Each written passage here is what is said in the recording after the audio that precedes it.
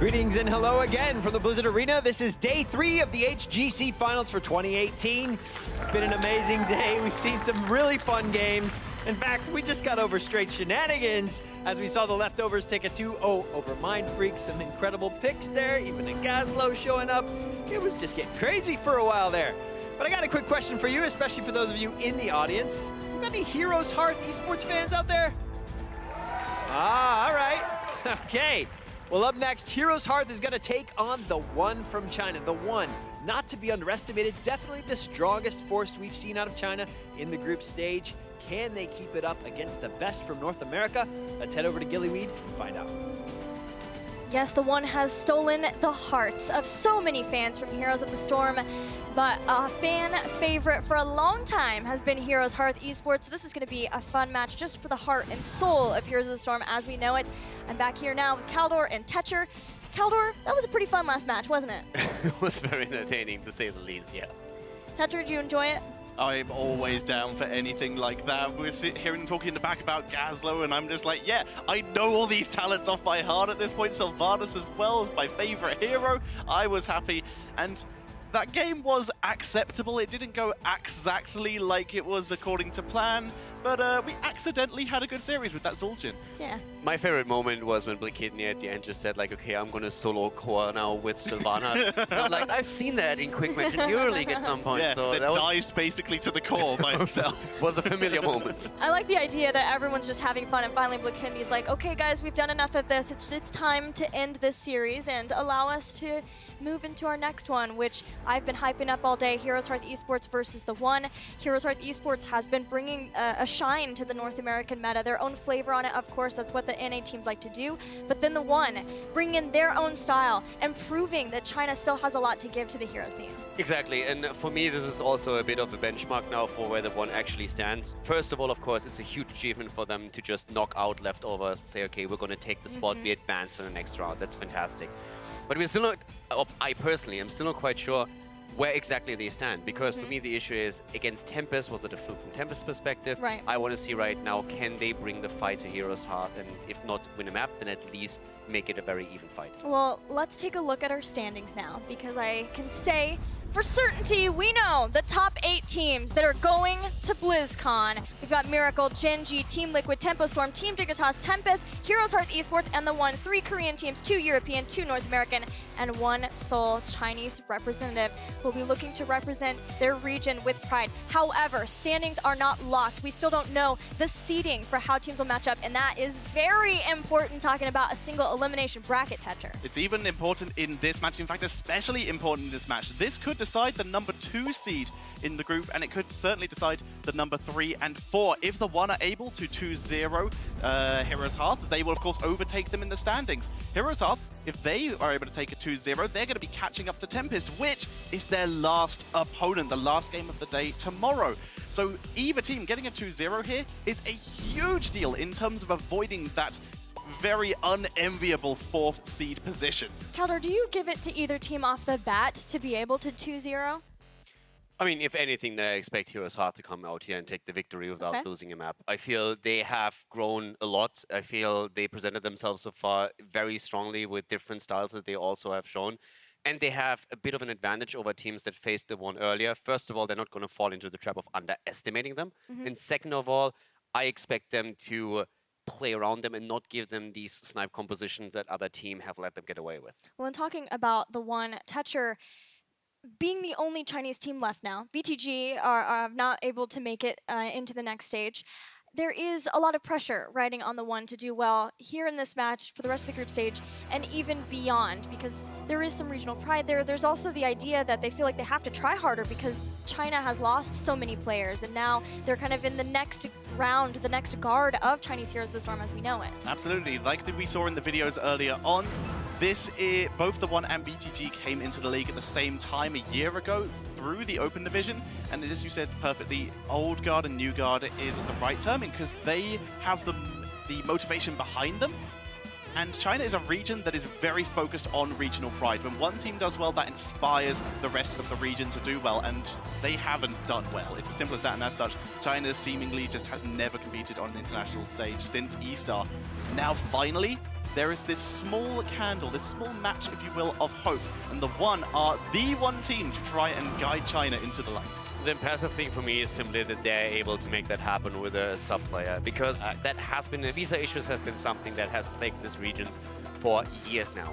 And now they're coming to the tournament here and they are able to make a huge dent, especially into the confidence of the leftovers, the European scene that sent 3 teams over here and expected to have also 3 teams represent them in the playoffs. But now the One coming in with a sub-player and making that happen, that's incredibly impressive.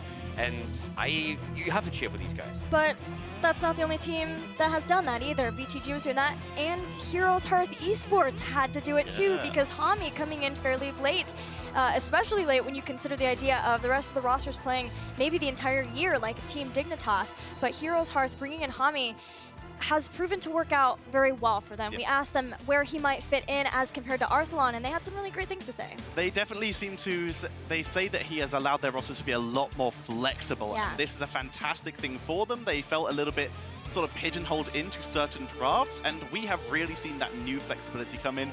And the question when you have a new player is always, will they perform under pressure? And when you look at Lies, he's Melody C. He's been to international event after international event, he's fine. You look at Homi, we asked them, is there any stress there? And they're like, okay, so what's the most high pressure scenario he's been in, and what did he do in it? And the answer was, he 5-man moshed us twice in the Crucible, so that's pretty good performance under pressure by Homi. And not only that, they played multiple different play styles, even in one match alone, which is something that you were alluding to, Kaldor, the Genji Brightwing, and then a very macro-focused style later on. Exactly, and that flexibility is something that can help them, especially now against a Chinese team that traditionally wants to focus more on team fighting instead of going for the macro control. And what you can see on screen right now is also one of the things that I feel this team excels at. There's a lightheartedness about them that is absolutely amazing. Like every single time, no matter what match they enter into, there is still that aspect of we are having fun while we're doing this. And just the way that the members of the team interact. BBJ, my personal favorite, the trash talker of the team, it's just always awesome to listen to him, always have the line ready. Yeah, the mental game is so important, especially in the kind of stakes that they're now in. Is there any concern that we have for Hami in this high-pressure situation, playing versus a play style that he might not be familiar with, given the fact that Chinese Heroes is aggressive? There's just no way around it. I don't really think that he's going to have an issue. He already proved himself here at the tournament. As long as he gets a pick that he's okay with, they're going to be fine. And the team has just formed as a unit here. I don't think that China currently has anything that can really surprise HeroesHearth too much. They know what they're strong at. They know what they want to bring out. The question just is, can they match it?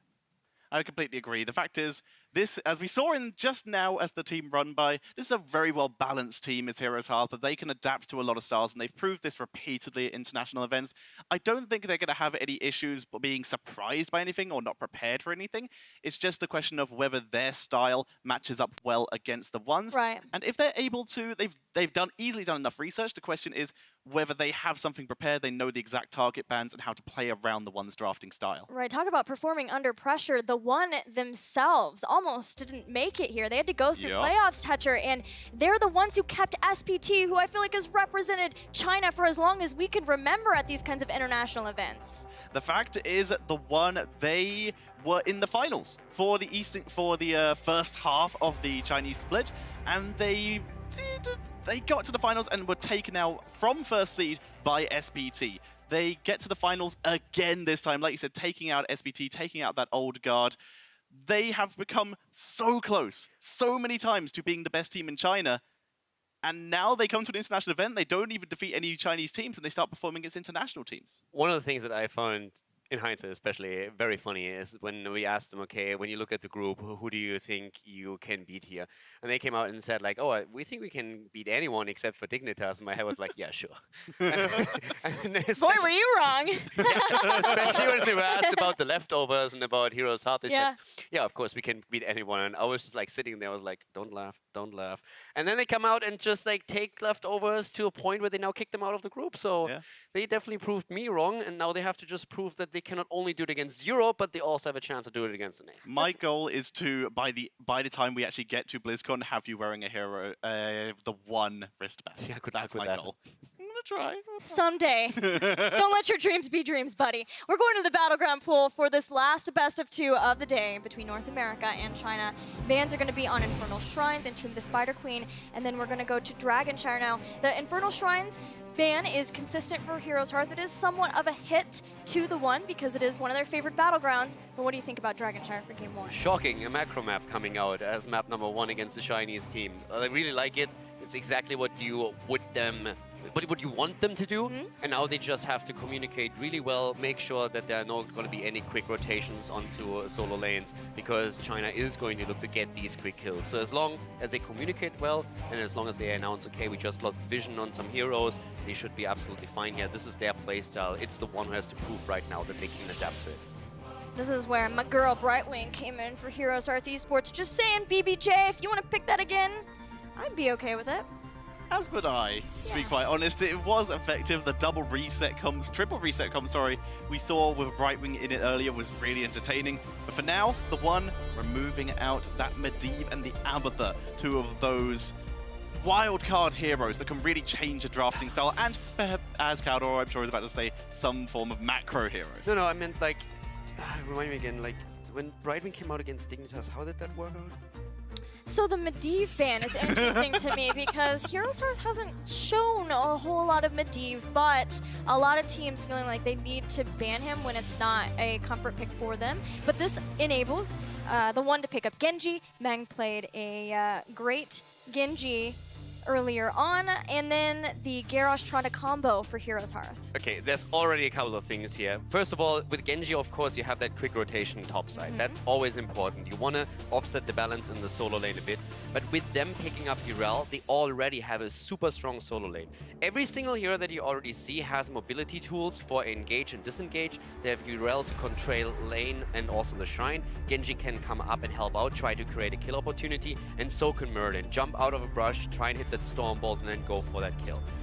What I still like, though, is that Heroes Hearth is creating kill opportunities on their own with that Garrosh, with the Tyrande, and they also take a tool away that we've seen TheOne now use over and over again, that Garrosh into a quick Warlord challenge, the taunt, and the immediate blow-up. They're going to try and use it for themselves. It's a super aggressive start for both teams.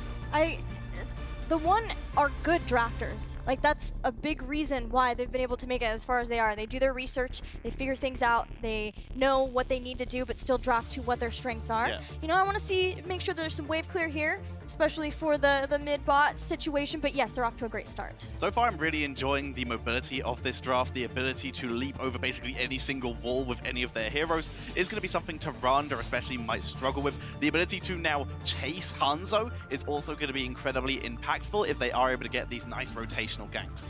We're also seeing a ban on Reyna, and I've been talking about this quite a bit already yesterday and today. If you are playing the Garrosh here, you do not want to have that Reyna on the other side. It's something that Korea actually does a lot right now, and Europe has picked it up to a very high priority for Reyna because he can really control where the engage angle comes from and holding the penetrating round to just stop that engage from happening. So Heroes Hearth bans that out to make sure that they have an easier time putting that Garrosh into action and allow Ishbu to make these plays. So finishing up with the Decade Cane. The Junkrat, great disruption against a Garrosh is already effective. We've already seen that repeatedly if you can get through past the Indomitable. And the Decade Cane as well. Roots are one of the few things Celestial Attunement does not remove. So as such, even more disruption and prevention of Heroes Hearth getting a solid engage. This will help though. Well, I was going to say, who's playing the Thrall? Because as of yet, I'm pretty sure we haven't seen the change-up of if McIntyre's going to be playing that or if they feel Crowan or Hami can be on that. Hami used to be a melee player though, so that's my guess is that's going to be that, which allows Crowan to be his Hanzo, but we'll have to see for sure, as I know that they've been changing things up to make sure that everyone's on their best heroes.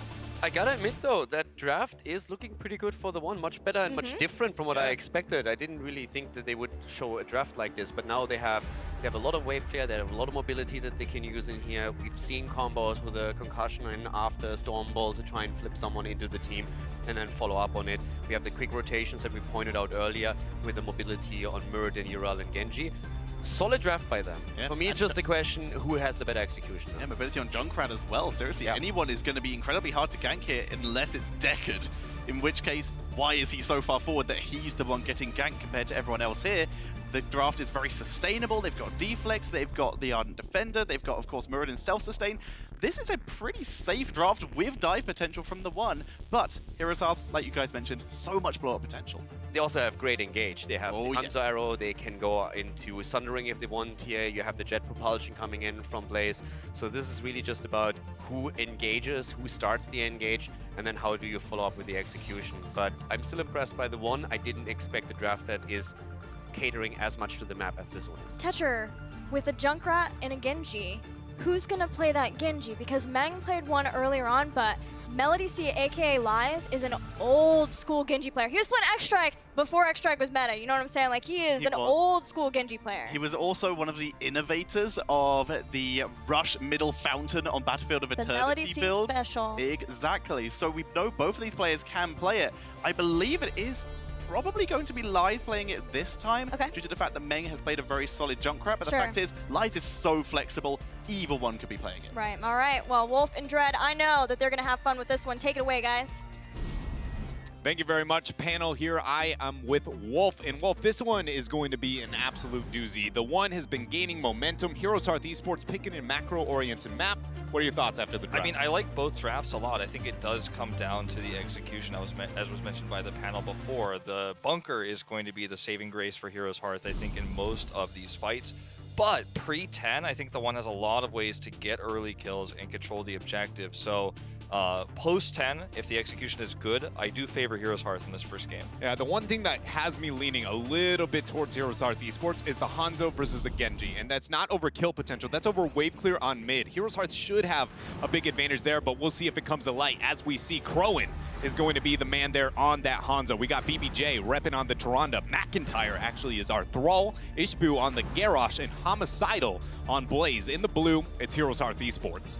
That's right, their opponents in red, heralding from China, it's ZJZ, that's hard to say on the Deckard, Meng on the Genji, Hugo on Yrel, Hehe on Muradin, and finally Lies, formerly known as Melody C, on the Junkrat. So we did get the question answered. It is going to be Meng on the Genji, and you and I are both a big fan of this guy's mechanical skill on this hero when he's allowed to play it. Usually in recent times has mostly been denied that opportunity, but in this case gets that chance. Yeah, Meng on the Genji does feel like it often, or it happens so few and far between here, but he very much is mechanically a very, very skilled player here coming out of the Chinese region, and it's something that HeroesHearth Esports has got to look out for, because we know what happens when Genji finds those resets. It can make any team, the best in the world, look kind of silly. Yeah, in the early game, it's going to be tough for him to find ganks because it's a winning matchup for Yrel versus Blaze. You can see he invaded with Muradin up there on the top, but there's just not much you can do when Blaze is already kind of forced back to those towers. It's an interesting choice that we get here out of HeroesHearth Esports, actually opting to keep the Hanzo in the bottom lane for now to be able to match into that Junkrat. Thought that was going to be the Thrall in the long run, and I still feel like the mid lane control has to come out from that Hanzo as we get the Jet Propulsion and the Lunar Flare. Groundbreaker's going to land, but Ishbu now is the focus here for the one. We see the flip over. Hugo trying to get out of there. He gets the heal, but Jet Propulsion comes in from Homicidal, and HeroesHearth find first blood. Yeah, really nicely done. I think all of the plays there for Ishbu were what guaranteed that kill. The toss, the Groundbreaker connection, deflect. Baited super hard, the deflect not enough, not even close. Yeah. It's Garrosh. B steps as well. Yeah, the BBJ was calculated that from beginning to end. He goes, this is, I think, going to be the Swift Strike. I've got the secondary heal, just bait this in, and that is why you see those confident B steps coming out here. Message clearly being sent out from North America. And that's not burst damage, you know, when you have that much armor and you're right under turret. It's a very risky choice that we saw there from Meng, but when you've lost first blood, you do feel sometimes pressured to make it a trade. And, you know, we spoke well of his Genji, and I think this is just an uncharacteristic small mistake falling into that trap. The concussion mine available on bottom, going to make it difficult for HeroesHearth to maybe gain full control here. So much so, double shrine control. Meng's going to start the channel. This should be a Dragon Knight. Hold on, Thrall. Is he going to get the interrupt? He actually does. So now on bottom, it matters a lot. There's the Groundbreaker. Crowan tracks it down. Finds another kill here for HeroesHearth Esports. But it's very important to note that that was all thanks to McIntyre in the mid lane with that interrupt. Yeah, had he not gone in for the interrupt, it would have been absolutely worth losing a kill here. But now they might lose more than that. Lies gets caught here.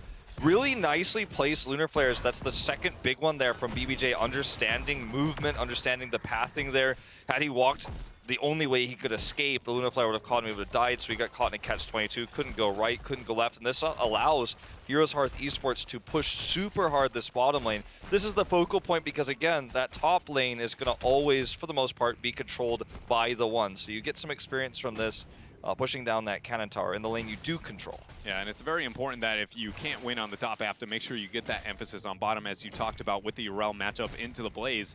But it's even more so when considering the mercenaries in the mid to late game. Those add up so much more on the bottom half of the battleground than the top. And it's even more kind of interesting of a dynamic because the Western scene loves the bottom half of Dragonshire, but the Eastern scene, the Northern lane, seems to always be a focus here, as we see HeroesHearth attempting here for a moment to kind of question if they wanted that giant camp. Yeah, it would have been nice if they could steal that away, but with Junkrat here, it's just going to be such a difficult thing to do with Concussive Mine available for Lies.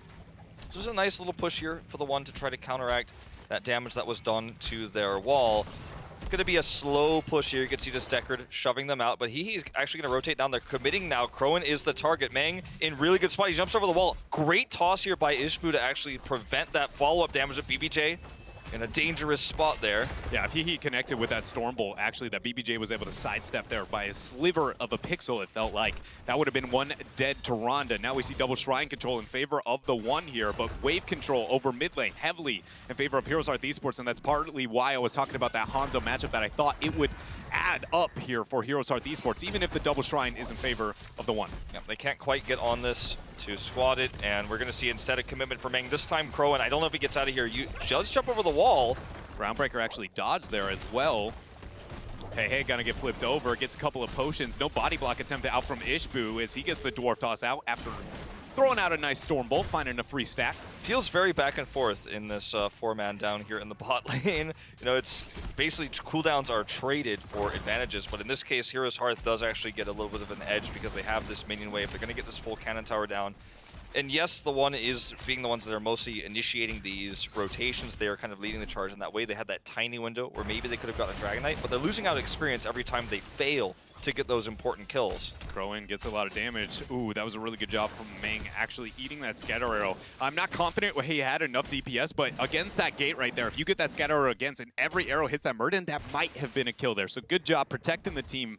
But, you know, as we pointed out here, Mang so far on the Genji hasn't had the opportunities available. Maybe going to find here one down below as the Stormbolt comes out. Scroll the ceiling there, but look at that. Into the fray out from Ishbu. Saves out BBJ. Ishbu has just been such a playmaker, both offensively and defensively this game. He's saved BBJ multiple times. He set up some engages, and it almost feels like he's calling out, like, actually stay here. If they continue to fight, we can actually kill them because I know you're safe. I've got your back. I'm positioned correctly, and just using this into the fray is so useful. And you know, it's taken pro gamers, I think, a little while to really feel perfectly comfortable with that ability. But you know, we've seen it multiple times today. Is one of the most impactful things of Garrosh, more than using it to throw an enemy or to, you know, set up an engage, is actually just saving an ally. I think the best way that I kind of, you know, have always thought about this is when Garrosh released, he was the best support we had released in a hot while. And that's all thanks to that Into the Fray talent here. And looking at the talent, Heroics now acquired for HeroesHearth Esports. This should lead to a Dragon Knight spike here. We see the 1-1-3 for now. Collapse and pressure towards the bottom half is getting a bit aggressive, is going to be Ishbu, thanks to those Heroics. But I would expect some kind of play once this 4 goes down to still capitalize on the 10 advantage while focusing more towards that Dragon Knight. But it's going to take some rotation towards top because Blaze, he's never had that top lane for himself. Yeah, now that this Ford is gone, I think the focal point will shift towards that top lane because getting consistent experience in this lane anymore isn't going to be easy, barring kills or opportunities to grab that neutral camp. The one, we talked about their comp being strong in the early game and rotating to get kills, but they failed to get a single one, mostly in part to Ishbu's defensive setups here. And now, HeroesHearth Esports feels incredibly comfortable. Post 10, they have the bunker already. They have so much disengage and initiation if need be with the Sundering, with the arrow. I feel like they have all the tools in the book to continue this lead. If they get this first Dragon Knight, the one should be shaking in the boots because their comp doesn't scale as well. And look at this. HeroesHearth Esports, rather than focusing on Dragon Knight, they're just going to focus on stacking the camps. Hey, stalling out that for a moment there. The Riptire coming through, but a huge Sundering out from McIntyre. The taunt comes down along with the bunker, and already Mang is out of here. ZJZ going to go ahead and join him there with that great screen. Gets the Dwarf Toss over. 2 for nothing here for HeroesHearth. I mean, that was absolutely a nightmare nightmare scenario for the one. They engaged into a choke point with all those CCs I just described, the arrow, the sundering, and the taunt, of course, that set it all up once again from Ishbu. And now they can just stay bottom. They don't need to go top. They don't need to worry about Dragon Knight. This actually is going to do more than a Dragon Knight could when you have this much pushing power. The Siege Giants, you have the Spell Armor. You can actually force a fight here, and that's exactly what they're looking to do. Hey, is the target stunned and rooted? He is instantly deleted, and now HeroesHearth looking for an 8-minute keep in the bot lane. Hugo flanking from behind there. Heroic is going to be dropped as we see Deckard Cain with that Lornado trying to stop HeroesHearth Esports. But HeroesHearth Esports feel like they had found their home here on Dragonshire, and it was in that bottom lane, getting that. We see the flip over combo with the taunt. Lunar Flare did land, but it forces an Ardent Defender. It can understand the panic there coming out from Hugo, but that's 2 minutes without a massive tool. That's significantly longer than his death timer would have been. I also feel that had the jet propulsion connected, he might have not been able to cast that. Yes. So he's lucky at least that he survived regardless. And that's probably what he was panicking about. Hugo is being extremely greedy here. The Sunring doesn't connect, nor does that Q, and he will have one jump away. Dragon's Arrow is available if Crowan feels that is going to be necessary.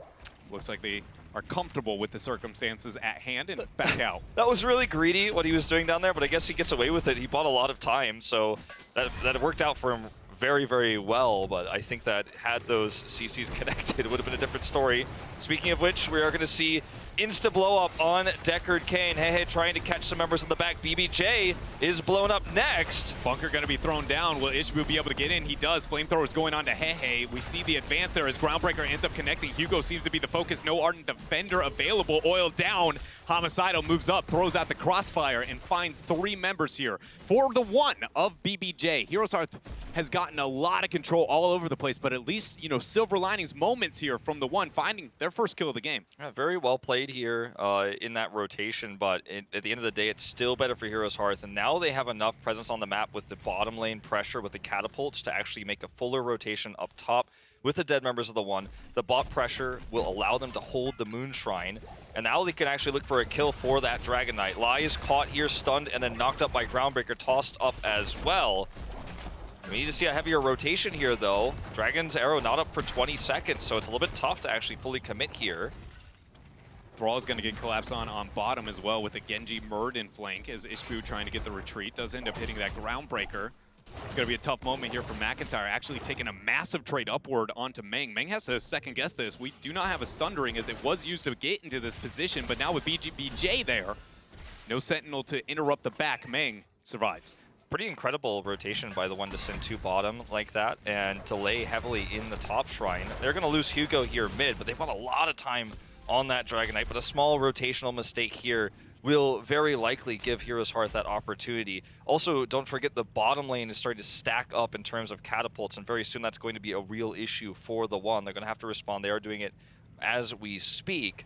Interesting that HeroesHearth Esports would rather make a play here on bottom towards this camp than to try to take that top shrine to then potentially channel for a Dragon Knight. I think the biggest argument for HeroesHearth Esports is if we end up getting this, we'll still have the same outcome after we end up picking up the Mercenaries than if we had gone for the pressure on the top half too. So it's a way to paint the map red and still ensure the Dragon Knight, but try and wait out that 16 mark. I do agree with you. It's not necessarily the clearest of outcomes on how to close out this game, but I do think that there's justification here with their plays. Oh, Dragon the arrow. Nicely done here. We can see the Domino come in first, Sundering on top of Meng, but he still gets out. Bunker's going to be forced here. They do have a nice setup here for the Riptire. He's going to hit McIntyre first. He's knocked back. Barely survives a little bit longer, but finally does go down. As we see, Crowan is the next target here in the backline. Hami trying his best to save him, but the one is going to end up trading up here 2 kills. Maybe perhaps make it 3 here as Hami is just trying to use his oil to slow and get out of here. Yeah, I don't know if he's going to be able to make it out, though, after that knockback. Great wear onto the jet propulsion out from Hehe. Meng finds a Swift Strike and finds the kill there. Still mercenary pressure on the bottom lane that the one is going to have to answer to. But Wolf, I think it is only fitting that your concerns towards the pressure on the bottom half is quickly responded by the one and find a way to get a breathing room here in this game. Yeah, I mean, they are going to clean it up now with Lies, who is able to, as Junkrat very quickly remedy this. They are going to very briefly also control this Dragon Knight. Ishbu does come over here for the delay. If they can buy just a few more seconds, Blaze will respawn. Nice Sonic Arrow here. Hugo then hit by Groundbreaker. Very well played here. HeroesHearth buying so much time. There's the Sentinel to further delay. Lunar Flare. So many ways this team could prevent this channel, but Hugo is finally going to get it here in the end. Sundering does not connect. Yeah, Sundering there, pulling the trigger a little bit too early. Now Ishbu very low. Great heal there coming out from BBJ, timing it so that that cleanse can come through there to make sure Ishbu does make it out. And now the one find themselves that Dragon Knight, no matter how many stalling opportunities HeroesHearth have. And this is where they need to catch up with that 16 talent tier. And I would love to see them put some focus onto the bottom half of the battleground. It's too late, in my opinion, to be putting that emphasis towards the top half without any macro pressure through mid and bottom. And with the catapults constantly mounting for HeroesHearth down there, any kind of pressure is going to help them. But look at this, hey, caught out. Okay, he does get the Avatar procs though. Bunker going to allow them though to survive through that damage coming out from the X Strike. Hey, already used Avatars. There's no real way out of this one. Well, I perhaps spoke too soon. ZJZ does get taken out as well up here in the top lane. So HeroesHearth with a quick rotation completely nullifies this Dragon Knight. Sure, they got the mid fort throughout this, but they wanted so much more than that. They did end up wanting more than that. The middle fort will maybe help when it comes to some of the rotations elsewhere, and with how much dominance we've gotten from the one towards the top half, that might be able to help out for them, but I'm still going to bring it back to the bottom lane. The mercenary stacking capabilities along with those catapults, they've already found themselves 1% damage onto the core of the one, and no, that doesn't matter right now. Well, if these scale with time, 13 minutes into the game, that's not that threatening. Once we start talking about 17, 18-minute catapults, we're talking game. Yeah, it's the first warning sign, it's the first symptom that this is actually going to be a larger problem if not treated by the one here, as this pressure will build up. It's going to make it so much more difficult to control the Dragon Knight. That last one went poorly because they had what it looked like the one wanted to do is rotate top and force a rotation up there, then hit mid hard, but if they die, it's not worth it. So just some small rotational mistakes here for a team that's otherwise normally very good at turning fights into value, but when they don't get those kills, especially with this composition, HeroesHearth is still maintaining this massive lead. Hey has a very interesting rotation right now, actually trying to break the vision control of that Sentinel. Does get scouted out there by Homicida while the siege up on top still continues. Ishbu not able to land that Groundbreaker. Hugo gives him a good old thwack there with that hammer. Okay, Riptire's out, but I don't know if there's enough damage. That's the double Stormbolt stun here. We do see the commitment here for Lies. Jumping at Hami, though, with the flank. Bunkers up. Huge arrow and the Lunar Flare follow-up. This could be the turn here for HeroesHearth Esports. They do chase, but Ishbu's caught, eventually taken out here. Hugo absorbs the damage. Hami is going to look to re-engage here. The root goes off. Hugo ends up going down there with the scatter arrow. Lunar Flare thrown out. Another Stormbolt connecting by Hehe, but it looks like 1-for-1, and both teams are comfortable here. Losing the Warrior of HeroesHearth Esports is going to make some of the defense a little bit more difficult over this next objective, but when it's all said and done, it seems like it is just kind of stalled out here this game. And with that being said, the Mercenaries on bottom, HeroesHearth need to attend to, but overall, again, having that keep, that's where HeroesHearth now is late enough into the game where you go, we posture top, and when the one matches us, we just go, eventually you have to answer to bottom. And when that goes down, that's when they look for that Dragon Knight and then lethal. Yeah, and because there's a fort in bottom as well, the one is not going to be getting the keep to clean this up anytime soon to neutralize that. I think they need to find another objective. Mid might be that best way, but we are getting to a later scale Dragon Knight. We do see that Meng, is taking the top shrine at the moment. But I feel like the one needs to get something more significant than a single pick or a second pick. If they can get 3 kills, they can push for actually taking 20 advantage, because there's that top experience available in that fort, the bottom fort experience, and the keep wall in mid. If they can get 20 first and force that team fight with it, then I think that might be a Dragon Knight win condition for them, but otherwise it's looking pretty rough. And I know I brought this up a little bit earlier and it maybe seem a little bit nitpicky, but I will bring to light again, we still see HeroesHearth Esports sticking with the Thrall as a solo as an attempt to bait with a slow clear rather than the Hanzo using his 4 to get the clear advantage. Though HeroesHearth is still in control of this game, I feel like they would be far more ahead if they would use that to abuse some of the rotation and timing advantages they would gain there here for the team, but they still have the upper hand, still winning the race to 20. We'll see if maybe at some point they end end up looking to mix that up. I can't help but feel like the justification is because Dragon's Arrow from Fog, harder to dodge, a little less predictable, and Thrall's harder to kill, but wave clear, man, it matters. Wave clear matters. Also, the ability to sunder in chokes with that arrow is one of the things that TheOne needs to be aware of in terms of these two heroes right now. When HeroesHearth has a vision advantage and they're the ones in the fog and they're the ones who are forcing rotations, that makes the Chinese region usually a little bit uncomfortable when they're the ones having to be careful and check vision. And when you have this AoE and these chokes to be careful about walking through, HeroesHearth can win this game off of a good arrow in just a moment of time. So TheOne needs to make sure they don't get caught by that. They are pushing top, though. They are trying to get some of that bonus experience here, even using the scroll on these structures. Uh-oh, but Hugo getting caught out. This is a big setback. The taunt, the kill, the damage is there, and that is huge moment here now for HeroesHearth Esports. Game ending, actually. Yes, it very much could be. It's going to be intense, demanding TheOne to come back here. And now HeroesHearth decides, do we want to try and get that all in, or do we risk it, go back, get the Dragonite, and then again, look to aggress in? Riptire out to try and focus on those minions. Oh, but it is shut down here. Nicely done. Now ZJZ is taken out here, and this should be game. HeroesHearth Esports has so much pressure in this lane. They could use the bunker here to guarantee further damage on this core. There's not enough damage or burst here for TheOne. X-Strike's still available here, but it's not going to be enough with this many heroes on the core. HeroesHearth Esports will win a long, grueling 19-minute game. Very methodical play. They did not rush to early fights. They did not try to end the game. They rather tried to control the map, look for a better opportunity. That single pick they got is all they needed to take this first map. And I do think that HeroesHearth maybe highlighted why the Western scene put such heavy priority into that bottom lane, because when you do stack those mercenaries, it becomes a lot easier to go in and look for that end moment there. But that being said, I still feel like there were moments for TheOne to be able to come back in that game, all depending on those rotations. Again, with the Thrall sitting through mid, I'm optimistic here for TheOne going into game number 2, because we know China and Chinese teams are just in general not the most dominant on very macro-oriented maps like Dragonshire. Certainly true. Well, we are going to throw it back over to the panel to see what they thought about game 1 and the draft for game 2. It was a rough start for TheOne at the beginning of that, and they lost a keep early on.